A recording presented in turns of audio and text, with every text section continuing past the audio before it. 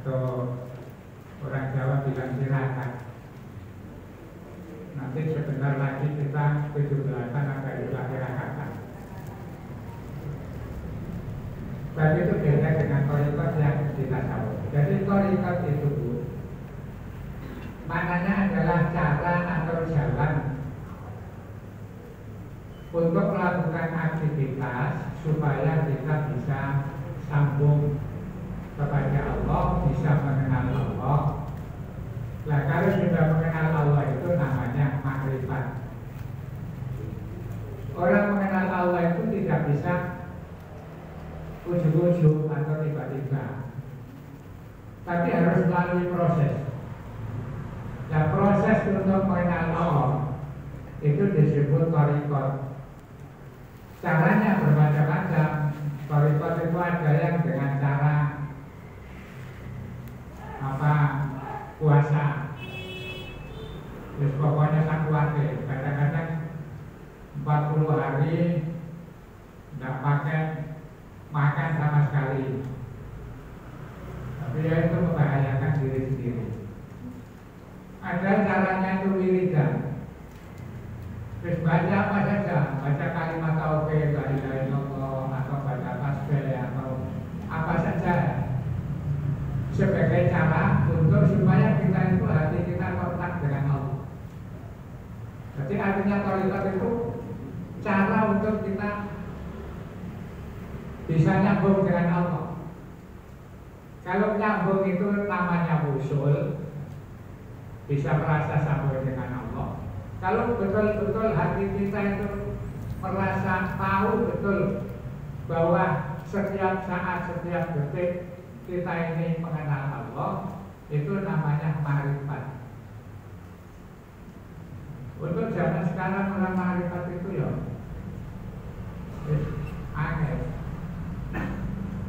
Makanya kalau ada orang ikut thariqat terus ngaku saya ini sudah ma'rifat, nah itu pengakuan ya kita nggak perlu suudon, tapi harus anggap pakai lalu saja. Tapi mungkin ada satu dua, cuma itu sangat berat. Maka thariqat itu maknanya jalan supaya kita itu mengenal Allah. Termasuk yasinan, dibaan, tahlilan, macam-macam itu sebenarnya thariqat. Untuk menuju supaya kita hati kita itu dekat dengan Allah. Nah, nanti kalau sudah mengenal Allah itu namanya sudah makrifat. Makrifat itu kan dari kata arafah. Jadi makrifat itu mengenal. Maka ada istilah kalau kita punya anak atau teman tokoh terus mau mengenalkan orang, anak gadis, kemudian ada yang inginkan, terus kita bilang misalnya itu loh orang yang senang awakmu, terus anaknya katanya enggak mau, terus kita bilang kita ta'aruf disik. Ta'aruf itu maknanya supaya nanti kenal. Itu juga bagian dari thariqat, memperkenalkan dengan cara ketemu nomor, ketemu nomornya. Pokoknya ta'aruf dulu. Kalau nanti sudah kenal, sudah makrifat, baru kemudian nyambung. Itu gampangannya begitu. Maka kalau kita mendengar thariqat, itu pikiran kita nggak usah terlalu tinggi. Pokoknya thariqat itu orang mencari cara supaya mengenal Allah. Nah nanti kalau sudah tahu betul hakikatnya Allah, itu ya berat itu. Ada thariqat, ada kemudian hakikat. Hakikat itu sudah mengenal sejatinya hidup, yang kemudian ujung-ujungnya nanti makrifat kepada Allah. Kalau sudah makrifat itu kita ini sudah hidup di dunia itu sudah nyaman.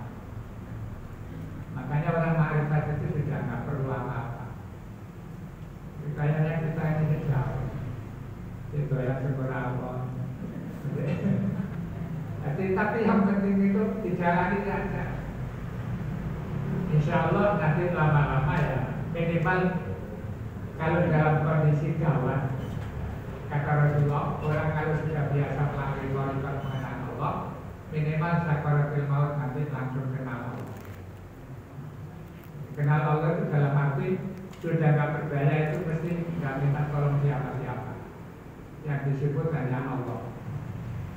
Karena orang yang sudah begitu itu ya Allah saja yang disebut, nggak sebut macam-macam. Begitu Bu, jadi tarikat itu tujuannya mengenal Allah. Kalau sudah kenal namanya ma'rifat. Wallahu a'lam. Monggo yang lain kalau ada Bu Mai.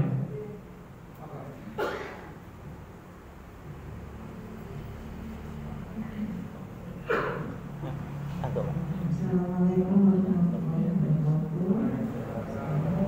Saya bertanya Ustaz, bagaimana caranya hati nurani kita ini selalu dibimbing Allah? Jadi itu saja, terima kasih. Assalamualaikum warahmatullahi wabarakatuh. Pertama, Rasulullah mengajarkan kepada kita bahwa untuk mendapatkan bimbingan Allah itu berupaya untuk berzikir. Pertama berzikir. Zikir itu berusaha ingat Allah walaupun hanya sekedar menyebut namanya. Misalnya Allah, la ilaha illallah, astagfirullah.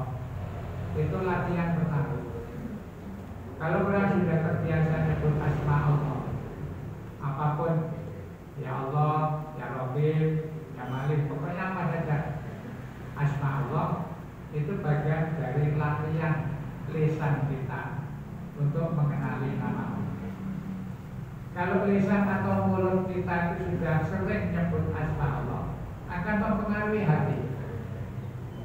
Ya orang bilang Allah, Allah terus tidak ngerti maksudnya, kan penasaran. Misalnya istighfar astagfirullahaladzim, sering bilang begitu tapi nggak ngerti. Mesti hatinya penasaran. Minimal bertanya apa sih maksudnya. Oh itu maksudnya minta ampun, karena mungkin kita ini sering salah. Nah, ketika nyebut astagfirullah itu mesti, kalau sudah terbiasa dibarengi hati kita ini istilah sekarang tune, nyambung antara lisan dengan hati. Itu lama-kelamaan kalau sudah terbiasa nyebut asma Allah, berzikir, nanti hati kita ini terus kontak dengan lisan. Pada saat kita tidak sengaja pun jalan terus kita benar-benar kesandung. Kemudian kita ucapkan apakah innalillah atau subhanallah, itu mesti ketika begitu terkejut itu lisan kita ucap, hati kita mesti nyambung kepada Allah. Nah itu harus dilatih, banyak berpikir. Kemudian yang kedua, usahakan istiqomah. Terus dilatih sehingga nanti lisan dan hati nyambung. Kalau sudah begitu, serius, sungguh-sungguh, ya Allah saya begini, kepengen supaya jadi orang kaya, kepengen bisa. Artinya hati kita itu terus serius. Dan Allah janji, barang siapa apa itu sungguh-sungguh fisabilillah untuk mendapatkan jalan Allah, itu yahdillahu subulan, Allah akan memberikan atau menunjukkan jalannya. Tidak terasa orang itu tahu-tahu nanti baik sendiri dan kita tidak terasa. Yang tahu orang. Kemudian di akhirnya itu orang bilang, apalagi kalau sudah meninggal, itu dia lumayan seperti tak gurunya mati wapi, nampok bersikap baik, amalnya bagus. Nah itu karena dituntut Allah. Bahkan kadang-kadang kita tidak terasa bahwa kita itu dibimbing Allah. Malah orang lain yang melihat. Terus sekarang baik ya, ketemu teman, nanti nyopok, ketemu ya, pokoknya nanti Allah akan tunjukkan. Jadi modal pertama kita berusaha melatih zikir secara lisan.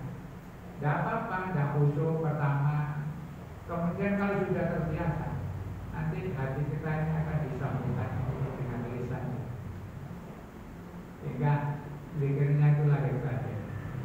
Kalau sudah begitu, maka Allah akan memberikan terus dituntut asal istiqomah. Yang menyebabkan kita ini tidak bisa merasakan jalan Allah itu dari dulu ke panjang saja tidak ada perkembangan. Mungkin karena tidak bisa istiqomah dan kita tidak serius. Salah satu serius itu kalau kita melakukan kebaikan, jangan lupa minta tolong sesuai dengan resepnya Al-Fatihah. Al-Fatihah itu sebenarnya kan latihan makrifat. Cuma kita ini tidak paham. Al-Fatihah itu latihan makrifat.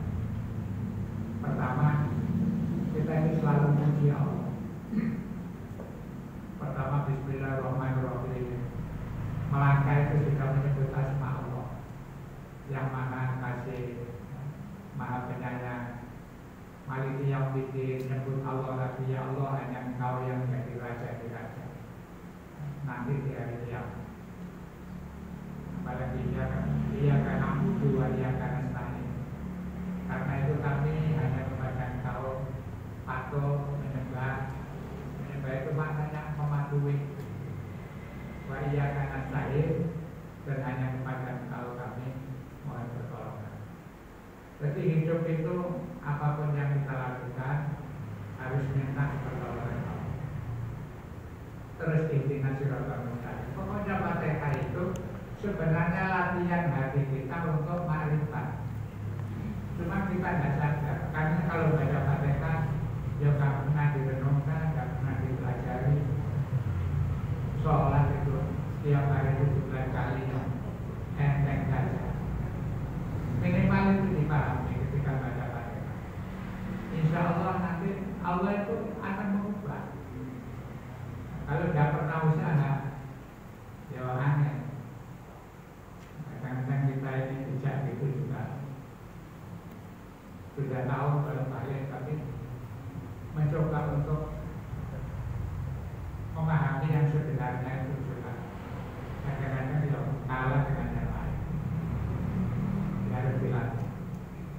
Jangan sampai kemudian kita ini termasuk orang-orang yang sering bilang di YouTube angel kandang. Latihan terus. Itu insya Allah. Berarti untuk supaya kita dengan Allah memang kita harus meminta. Bukan otomatis kalau kita misalnya terus Allah itu ngasih dirinya memberi ke kita menjadi kita gitu, harus kita benar-benar meminta gitu. Ya. Untuk tahap awal kita itu diperintah minta.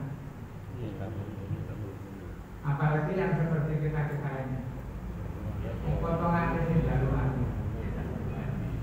Maka Allah itu tahu hati manusia. Ya banyak minta. Kirim pamflet. Nurutnya Biasanya kirim pamflet. Sehingga Allah tahu manusia disuruh minta terus, minta pertolongan, minta petunjuk, minta rezeki, minta macam-macam. Nanti kalau sudah terbiasa begitu dan Allah kemudian memasukkan nur imannya kepada kita, lama-lama kita itu tidak akan minta. Bisanya hanya bersyukur, ya Allah saya itu gini saja kok Engkau kasih kemudahan. Kita minta itu karena memang rata-rata manusia itu butuh yang ada. Maka kata Allah, jalur nanti tak kasih.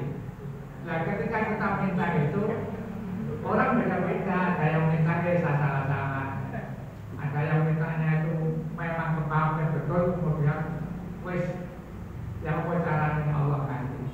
Itu sekedar ikhtiar supaya kita itu bukan minta perhatian Allah, tapi sebenarnya egois kita, kebutuhan kita semua. Nanti kalau sudah terbiasa, Allah akan membuat hati kita itu wis gak perlu minta karena sudah merasakan oh ternyata Allah itu saya gak minta juga sudah dikasih. Dan jadinya Allah, kalau ada orang menghadap aku tanpa meminta apapun, maka akan aku beri lebih akan lebih baik daripada orang yang selalu meminta. Gampangannya manusia juga begitu, punya hamba. Coro sini ya hamba itu ya apakah pembantu, pegawai dan lain sebagainya. Itu kan diperhatikan. Ada yang kerja semangat karena harap-harap gaji. Apalagi kalau sudah menjelang gajian itu tambah semangat. Kira-kira tahu barangnya atas dengan gajian. Ada yang lelet. Kalau kira-kira bolosan. Tapi nanti kalau kelihatan ada bosnya itu, pokoknya ada orang yang tidak begitu. Yang penting dia punya kewajiban, punya tugas melaksanakan. Urusan nanti gaji lancar apa tidak, yang penting dia melaksanakan tugas. Sudah gak pikir.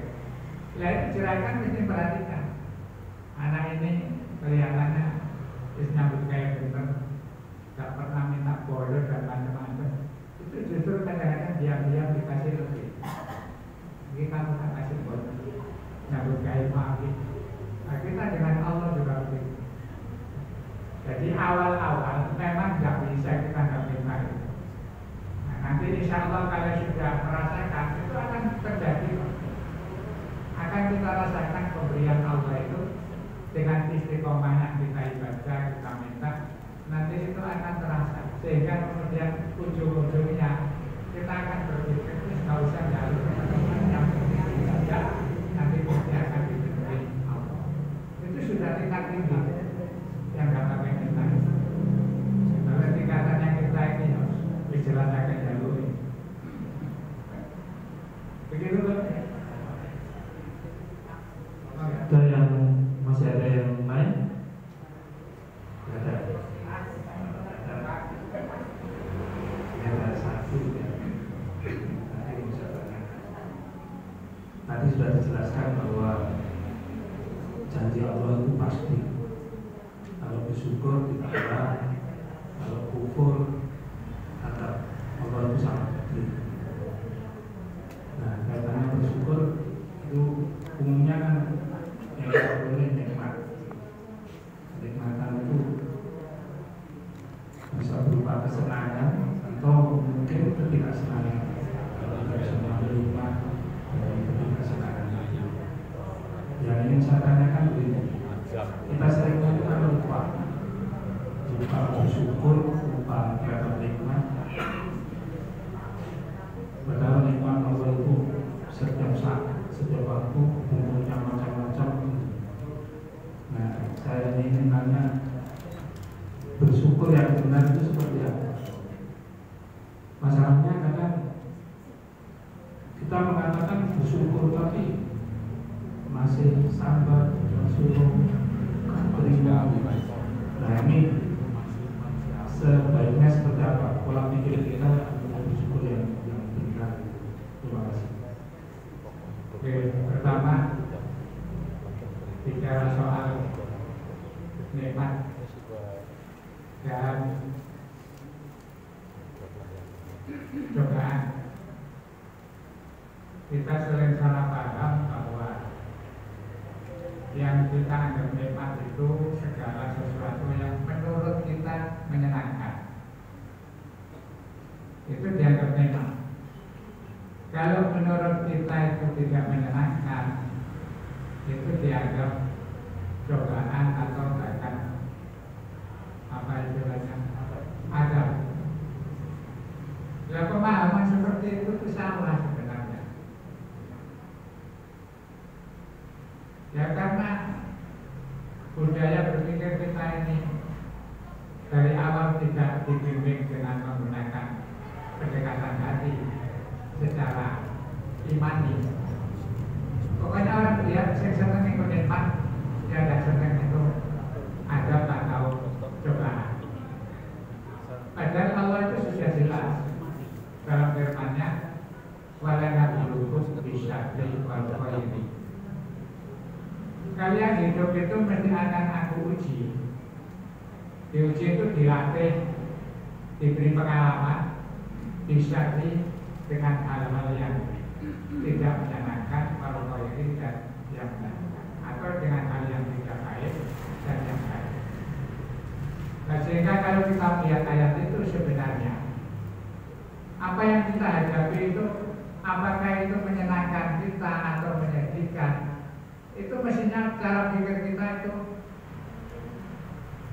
bukan membedakan antara rahmat dan nikmat. Jadi semua yang enak, yang tidak enak itu sebenarnya ujian yang harus kita lalui. Maka kalau cara pikir kita seperti itu, mendapatkan kenikmatan ya sadar bahwa ini adalah ujian, cobaan. Mendapatkan kesulitan ya sadar bahwa itu ujian. Nah, bagaimana caranya supaya kita paham? Kembali kepada nasihat Syekh Ibnu Athaillah. Al-Aqil, orang yang cerdas, yang paham tentang status imannya, yang dulu kulla syai'in ala akibai, yaitu orang yang selalu melihat segala sesuatu itu yang dipikirkan bukan sesuatu itu, tetapi akibat dari sesuatu itu. Nah, kita ini kan jarang mikir akibat.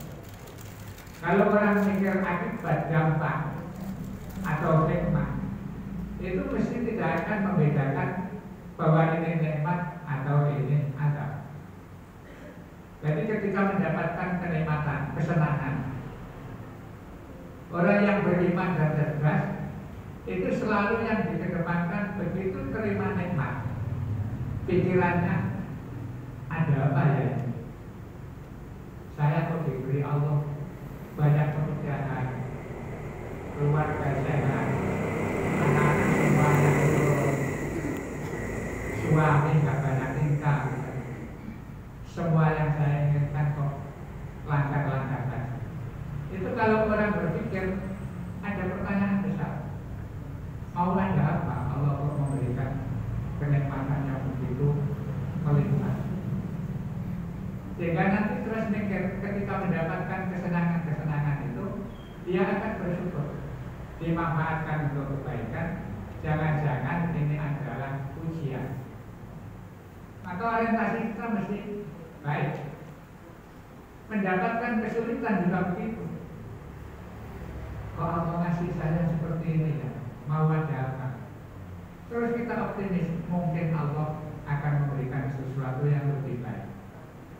Maka itu kata Ibnu Athaillah, orang yang cerdas itu tidak pernah melihat sesuatu kejadian pada saat terjadi, tetapi dia selalu berpikir tentang apa yang akan terjadi setelah itu. Kalau dengan cara itu, kita akhirnya hidup itu apa istilahnya, dalam suka maupun duka. Itu ya biasa saja. Ketika suka itu khawatir jangan-jangan nanti kemudian ada begini. Ketika dalam kondisi duka, ya mungkin nanti ada hikmah yang berbeda. Dan itu harus dilatih terus. Kalau kita tidak pernah diuji Allah dan tidak merasakan bahwa itu ujian, akhirnya nggak stabil. Pasienan kadang-kadang terus apa istilahnya, ya sembrono, kemudian sembarang kali dituruti hukum WAS. Tapi kalau berpikir jangan itu mesti orang yang akan berbeda. Baik itu dalam kondisi nikmat maupun dalam kondisi susah. Memang perlu terus latihan kita ini.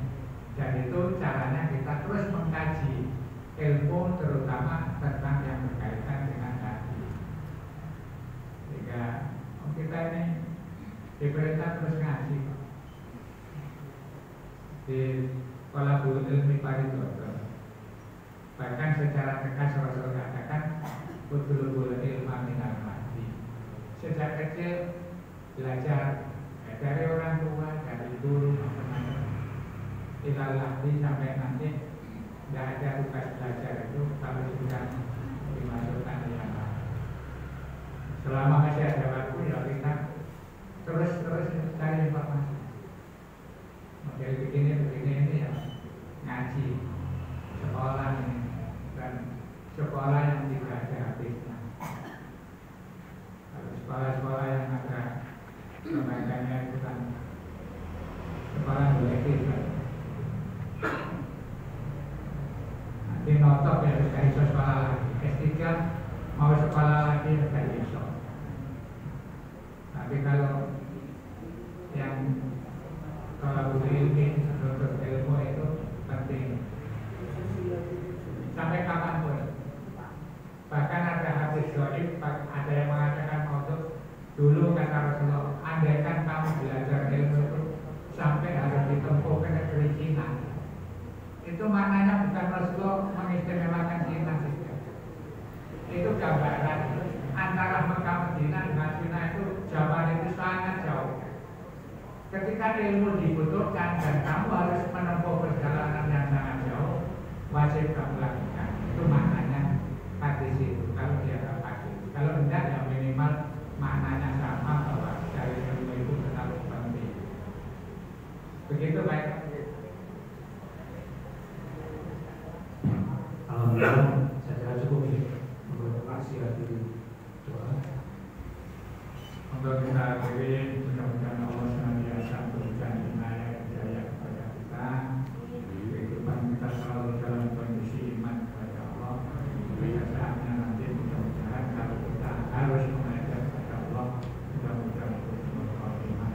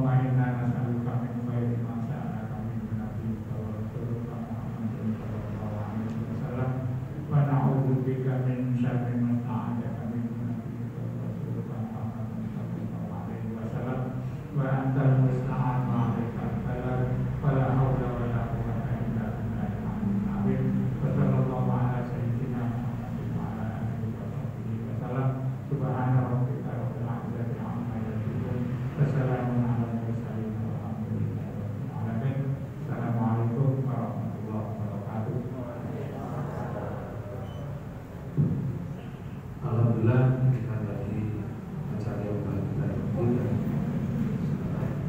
sampai acara berikutnya sejenak barangkali ada yang mau